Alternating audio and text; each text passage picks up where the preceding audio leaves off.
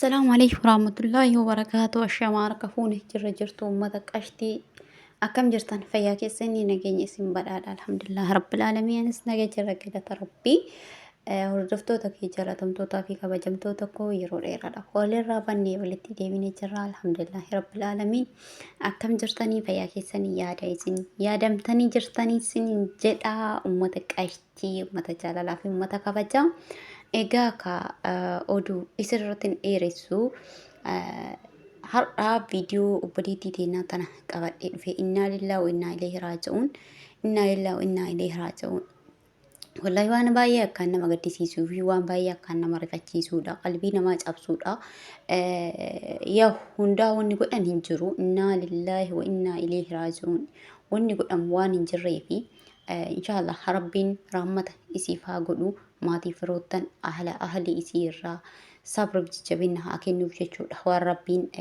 namaaf kennedha obboleettiin teenyatu akkuma nama kamiituyyuu biyya namaa keessa dalagataa jedhu osoo turte lakkuma kiyyaa kee dalagataa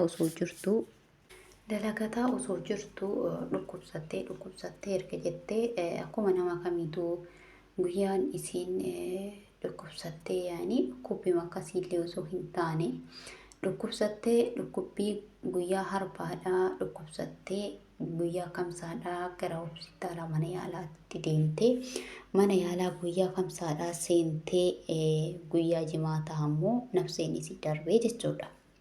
Inna lillahi wa inna ilaihi raaji'uun. Akkatti ba'an beekan malee akkatti galan hin beekan obboleewwan kiyya. Rabbiin nama waan bahiif guuttatee nagaa maatii ofiitti galu rabbiin nu haa taasisu. Obboleewwan kiyya nagaan baanii nagaan galuun nageenya mataan isii qabeenya yoo jedhanii waan nutti fakkaatu soba nutti fakkaata jechuudha. Garuu ammoo obboleewwan kiyya wallahi nagaan baanii nagaan galuun waan guddoodha. Nuti yeroo wanti tokko nu jalaa irratti qabeenya yookaan wanti wayii nu jalaa bade saniif jennee maqaa mataaf nyaannaa lubbuu harka keenyaan baasuudhaa fi karaa hin taane miidhaa hin taane ofii keenyaa zorsinee ofirratti geessina jechuudha. Garuu rabbii tan hin daganna. Rabbiin niimaa guddaa nurratti arjoomee fayyaa guutuu nuuf kenne alhamdulillahi rabbil aalamiin.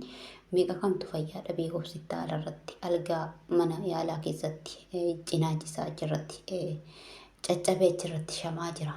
Nuti fayyaa qabnu yeroo tattaafannu yeroo fiinni waan fedhii keenya argannuu fi qaqqabnu kanatti rabbii keenya ni daganna. Rabbiin nama of yaadatu nu haa taasisu.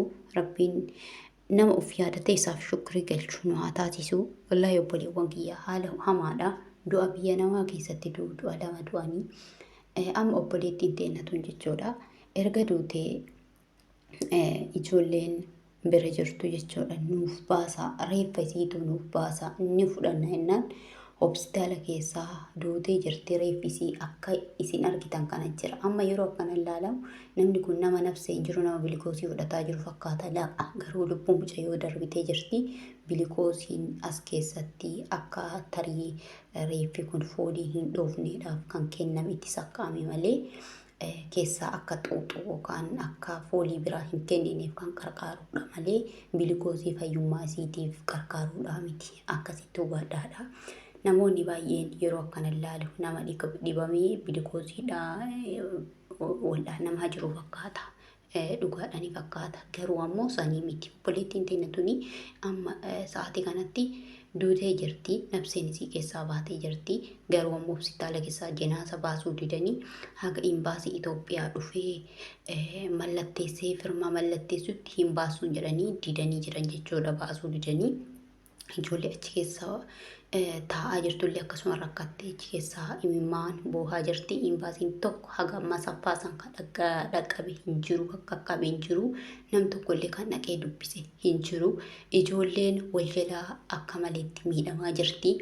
Achi keessatti isiin duutetti qixxeef nafseedhaan darbitee jirti hin deebitu.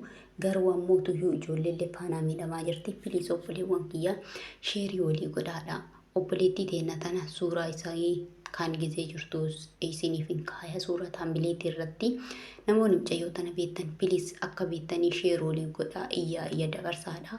Imbaasii irratti karaa imbaasiitiin hamma danda'ame dhiibbaan godhamee reeffi kun akka achi keessaa bahu ijoollee wajji jirtu sunis akka hin miidhamne reeffi kunis bahee akka gara maatii galu akka taasifnu haga dandeenyeen gahee gara kennaa haa bahannu isiniin jechuun jaaladha. Obboleewwan kiyya wallahi haada nama gaddisiisaadha. Baay'ee nama gaddisiisa. Biyya namaa kana keessatti ijoolleen teenya haala hamaadhaan dhumaa jirti. Biyya Dubaay keessatti yaadatta yoo ta'e torbee kana keessa torbee darbe kana keessa viidiyoo jechuun naaf hin mijanne ijoollee lama gaazii itti dhoo'ee nabseedhaan darbite jechuudha battalumatti. Takka ammoo tuyyuu qoma isii irratti kan dhoo'edha.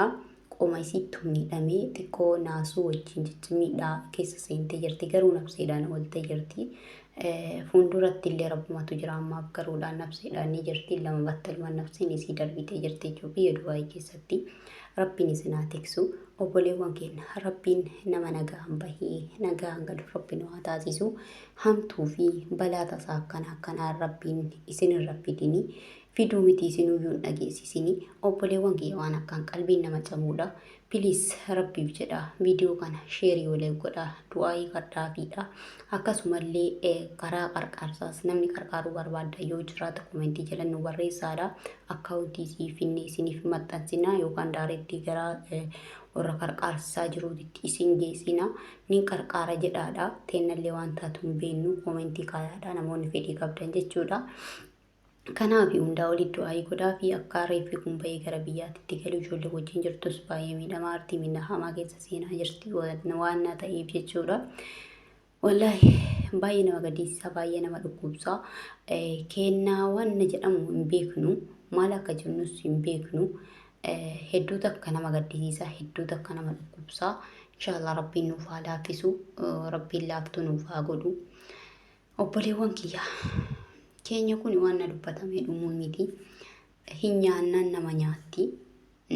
Duutii biyya wajjin hirriba jedhanii duutii dhaloota namni kamiyyuu ni du'a erga dhalatee namni du'e. Garuu ammoo duutii biyya namaa takkaffaa kabajan qabdu inni kamtuun sattaramtu awwaalchas hin qabdu jechuudha. Biyya keetiitti hanguma feetes ta'e akkuma feetetti si du'i. Fira sii booyaa. Si dhiqanii si geggeeffatan jechuudha. Hedduu takka nama dhukkubsa hedduu takka nama cabsa. Wallahi baay'ee keessi kun na dhukkubi. Haa ta'u hundumaa fuukaa waan Rabbiin nuuf fide hundaayyuu ni fudhanna. Rabbiin irraa haa jijjiiru tanas gaheen onaa jedhu. Baqattummaa tana keessaa maqaa baqattummaa tanallee Rabbiin nurraa haa jijjiiru inshaallah ni jijjiiramti. Akka kufanitti hafan malee akka du'anitti hafan malee akka kufanitti hin hafanii kufaanii ka'ana kufnee hafnu ni kaana guyyaa tokko ka'uu ni jira garuu guyyaa ka'iinsaa san arguuf hadhaa waan Rabbiin nutti fide hundumaa danda'uuf shakkaruuf qormaata isaa danda'uudhaaf shukrii isaa galchuudhaani isa yaadachuu qabna jechuudha. Kanaaf obboleewwan kiyya biliis hundumti keessaniyyuu du'aayii godhaa fi du'aayii bira dhaabbadhaadha. Akkasumallee qarqaarsaan bira dhaabbadhaadha. Akkasumallee biliis gatiittiin kaffaltanii laayikii fi sheerii godhaa keessaanillee nama olii beektanii sheerii oliif godhaa olii dabarsaa isiniin jedha. Mucayyoo takka illee ni jirti. Mucayyoo takka tatuu ta'e arsii dhaloonni si arsiidha. Viidiyoo isin hojjedhan ani beekta yoo jiraattan arguu dandeessanii inshallah viidiyoo isin irratti dheeressu amma viidiyoo biraatti godhittee minutti. Assalaamu alaikum warahmatullahi wabarakatuh.